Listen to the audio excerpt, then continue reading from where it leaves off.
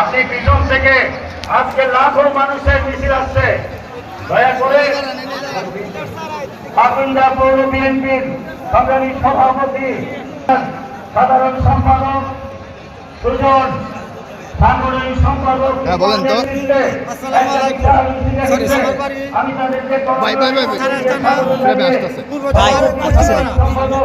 আমি প্রায় 17-18 বছর ধরে আমি ওই দল করি, ওই দুই দল করি।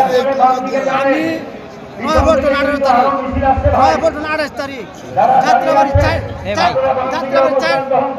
যাত্রাবাড়ি